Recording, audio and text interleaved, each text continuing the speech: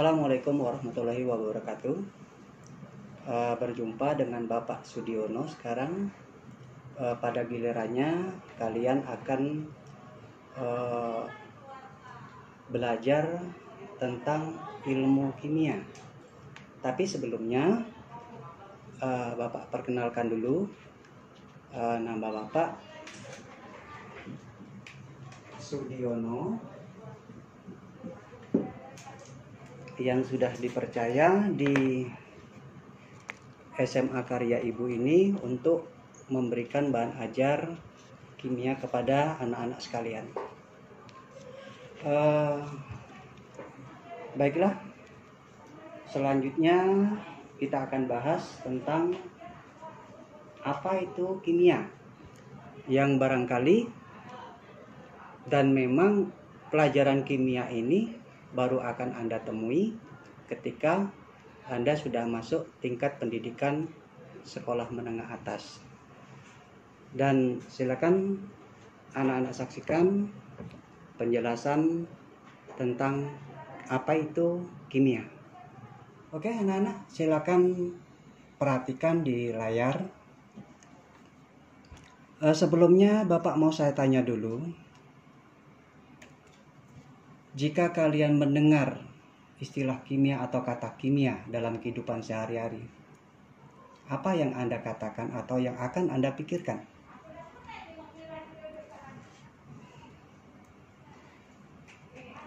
Nah, mungkin kalian akan menjawab bahwa ketika mendengar kata kimia, maka akan Anda katakan racun misalnya. Apalagi misalnya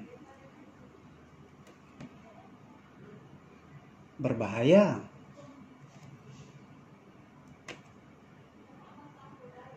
bunuh diri, sulit, senjata pemusnah, dan masih banyak lagi yang bisa Anda katakan, yang tentu saja semua yang Anda katakan ini memiliki dampak negatif bagi hidup dan kehidupan. Kenyataannya tentu saja tidak demikian. Coba Anda perhatikan tayangan gambar berikutnya.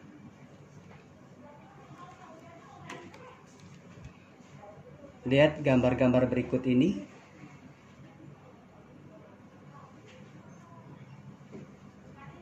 Ini adalah kelompok makanan termasuk bahan penyedap yang tentu saja sehari-hari ini kita temukan di dalam rumah. Berikutnya, ya tentu saja kelompok ini sabun, deterjen, sampo, ini juga adalah kebutuhan yang Anda temukan di rumah. Berikutnya, ya apalagi ini di masa pandemi COVID-19, banyak sekali obat-obatan yang beredar. Berikutnya, nah ini termasuk bahan-bahan yang juga ada sebagian di rumah kita, ada juga digunakan oleh para petani untuk meningkatkan hasil panennya. Nah, tentu saja yang ini, tanpa bahan-bahan ini, maka transportasi kita tidak akan pernah jalan. Dan di situ ada yang namanya Aptur. Aptur ini ada anak-anak yang tahu. Ini bahan bakar apa ini? Nah, Aptur ini adalah bahan bakar. Di situ diberikan gambar merah. Gambar itu menandakan bahwa bahan ini sangat mudah terbakar. Bahan bakar ini digunakan untuk pesawat terbang. Nah, inilah ternyata bahan kimia tidak seperti yang kebanyakan masyarakat bicarakan atau katakan tadi, tetapi lebih dari itu. Ternyata dalam kehidupan kita sehari-hari banyak sekali kita temukan bahan-bahan kimia untuk mendukung proses kehidupan sehari-hari.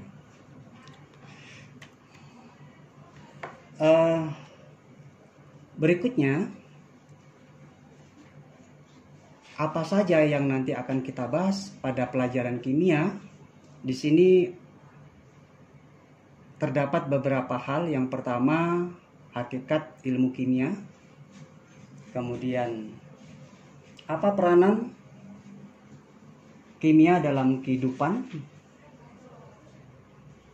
Berikutnya, metode ilmiah dan keselamatan kerja di laboratorium. Anak-anak yang mudah-mudahan kita pada sampainya akhir belajar kimia ini tetap diberikan kekuatan kesehatan, supaya walaupun di masa pandemi seperti ini kita tetap bersemangat untuk belajar. Berikutnya, harapan tentu saja setelah akhir dari proses belajar kimia ini, tentu saja supaya siswa dapat menjelaskan hakikat ilmu kimia di poin 1. Di poin 2, dapat mengidentifikasi bahan-bahan kimia dalam suatu produk kebutuhan hidup sehari-hari. Yang ketiga, dapat menjelaskan peran ilmu kimia dalam perkembangan ilmu-ilmu lain. Yang keempat, mengkomunikasikan peran ilmu kimia dalam mengatasi masalah global. Yang kelima, menerapkan metode ilmiah dalam mengembangkan ilmu pengetahuan. Dan yang keenam, menjelaskan keselamatan kerja di laboratorium, termasuk nantinya mengenal beberapa alat yang ada di laboratorium tersebut. Sekarang kita akan melaju ke bagian pertama tadi, yaitu hakikat ilmu kimia. Untuk itu Anda perhatikan penjelasan yang Bapak akan berikan kepada kalian semuanya.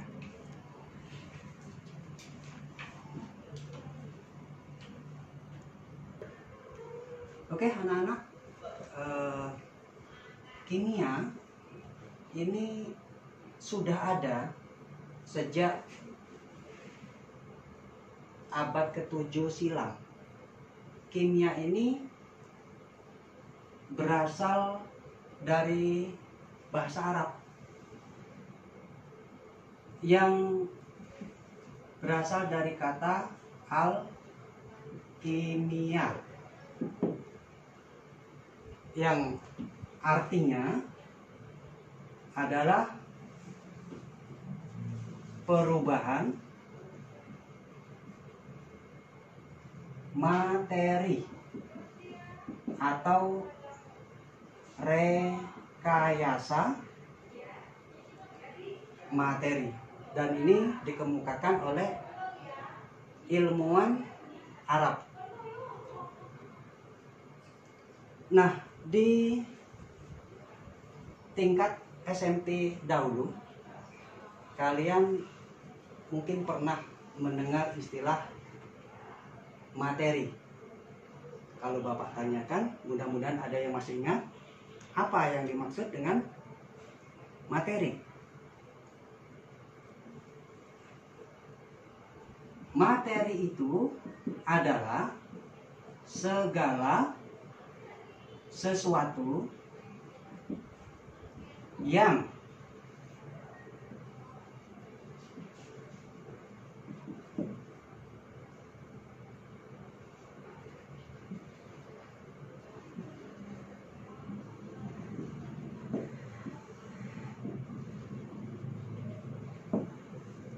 materi itu adalah segala sesuatu yang menempati ruang dan memiliki massa. Contohnya air misalnya, alkohol misalnya,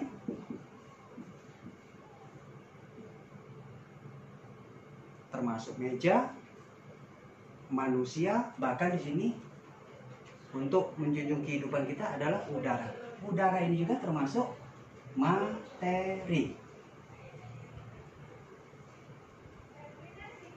Nah, untuk penjelasan lebih lanjut, ini Bapak bawakan contoh dua bahan kimia untuk kita pahami bagaimana perbedaan kedua bahan ini. Yang pertama, ini saya di sebelah tangan kiri saya dalam gelas ini adalah air biasa kita lihat. Kemudian yang ini adalah alkohol. Kedua ini memang ada persamaan. Kalau ini kita tuangkan tentu saja susah kita membedakan antara mana air dan alkohol. Karena mereka masing-masing memiliki perbedaan, maka sekarang akan kita kaji apa perbedaan sesungguhnya antara air dan alkohol. Yang pertama, ini kita lihat dari bagaimana susunan unsur-unsur yang terdapat antara air dan alkohol itu.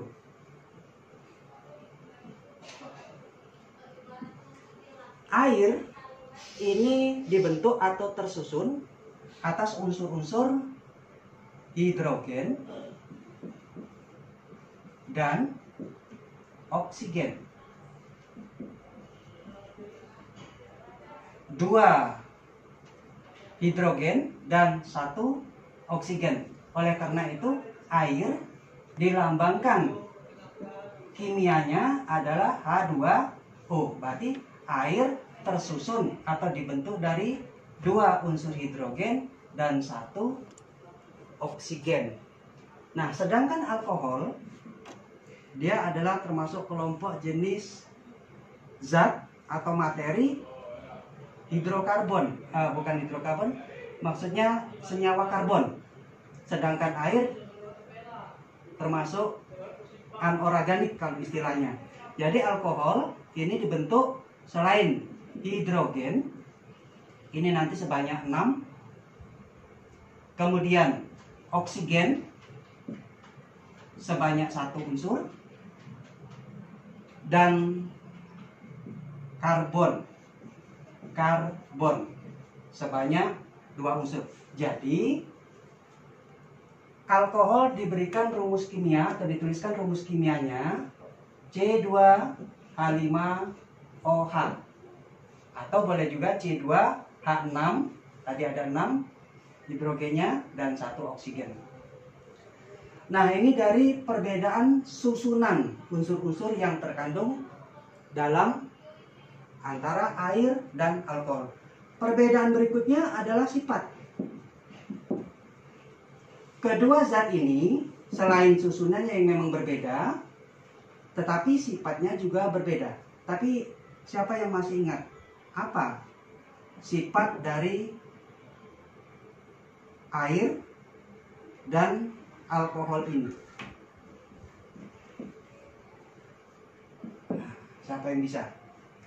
Nah, barangkali kalau di SMP dulu, barangkali kalian pernah mendengar bagaimana sifat-sifat air. Banyak sekali kalau mau kita sebutkan. Yang pasti, air ini memiliki suhu yang lebih tinggi dibanding alkohol. Jadi yang pertama sifatnya adalah suhu. Jadi alkohol, siapa yang pernah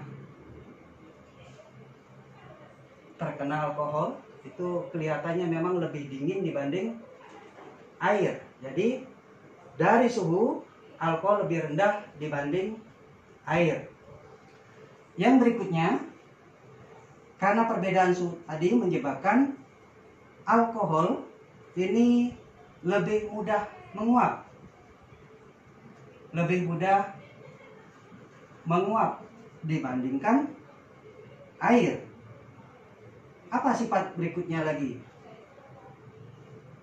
Kalau seandainya ada api di ruangan kita ini, apa yang bisa memadamkan api di antara kedua bahan ini? Biasanya orang pasti mengambil air untuk mematikan api. Nah, jangan sekali-sekali salah ambil. Yang diambil justru alkohol. Ini justru akan memperbesar api tersebut. Dua zat yang kelihatannya nampak berbeda, tetapi jika dilihat dari susunan dan sifatnya memiliki perbedaan yang cukup jauh. Tidak hanya itu, bahwa materi juga dapat berubah dari satu materi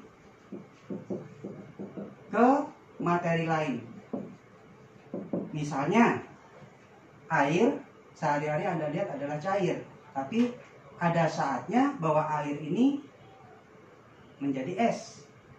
Nah, itu disebut berubah. Sama dengan sebelum ke sekolah, kita biasanya makan atau untuk menunjang proses kehidupan, kita memang harus makan.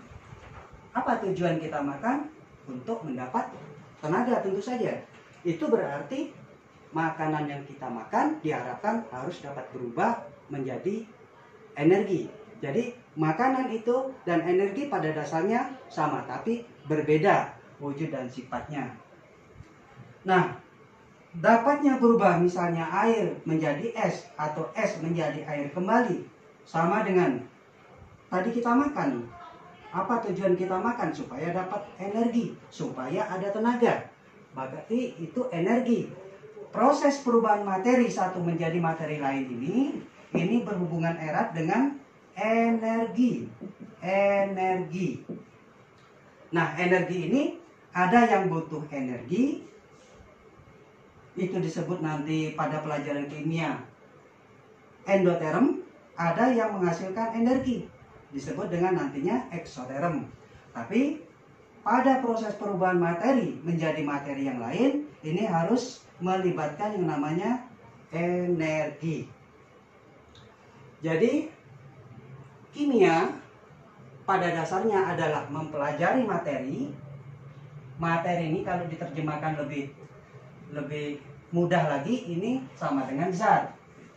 Oleh karena itu kimia biasanya mempelajari tentang zat. Nah, zat ini biasanya juga disebut lebih detail zat kimia. Biasanya juga. Nah, apa yang dipelajari dari materi ini lebih lanjut, yaitu menyangkut bagaimana susunannya, bagaimana sifat-sifatnya, bagaimana perubahannya, sehingga bagaimana juga energi yang menyertai dari perubahan itu. Jadi akan Bapak tuliskan, sesungguhnya ilmu kimia itu mempelajari tentang apa? Ilmu kimia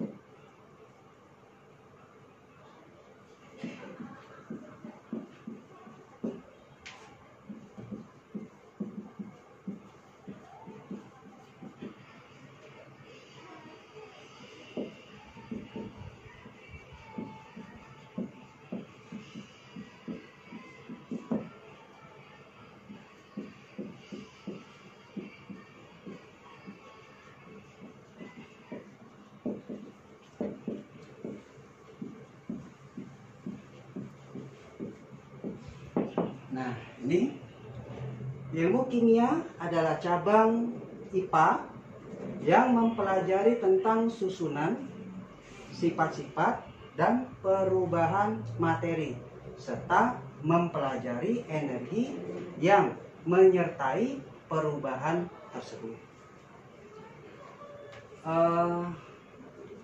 Demikianlah pengenalan tentang apa itu ilmu kimia, dan selanjutnya akan kita lanjutkan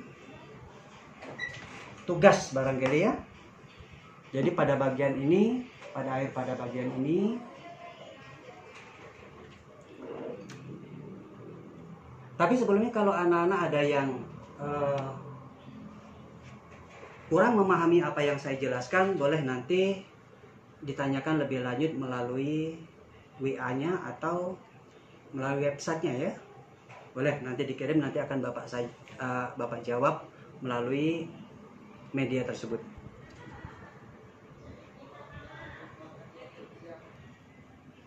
Oke, berikutnya anak-anak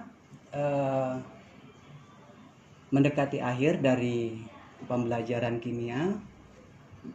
Silakan anak-anak lihat pada layar ada 3 soal sebagai sejauh mana Bapak mengetahui ilmu yang telah anak-anak serap. Oleh karena itu soal-soal ini, 3 soal ini coba anak-anak kerjakan di kertas, kemudian nanti kertas tadi dipoto lalu dikirimkan mungkin melalui WA ya. Dan jangan lupa di kertas itu harus ditulis nama dan kelasnya di bagian kertas sebelah kanan. Soal pertama, apa yang Anda ketahui tentang ilmu kimia? Mudah-mudahan tidak ada masalah untuk menjawab soal ini. Yang kedua, jelaskan apa perbedaan antara air dan alkohol. Yang ketiga, tuliskan 5 contoh produk kebutuhan hidup sehari-hari. A. Bahan-bahan yang bermanfaat bagi makhluk dan bahan-bahan yang berbahaya bagi makhluk. Oke anak-anak, selamat bekerja dan selamat belajar untuk berikutnya. Dan pada pertemuan yang akan datang kita akan membahas tentang metode ilmiah dalam pengembangan ilmu-ilmu sains dan laboratorium, seluk-beluk laboratorium. Demikian. Baiklah anak-anak, karena waktulah yang memang membatasi kita. Selamat jumpa pada pertemuan yang akan datang. Bapak hari ini akhiri dulu. Wabillahi taufiq wal hidayah. Wassalamualaikum warahmatullahi wabarakatuh.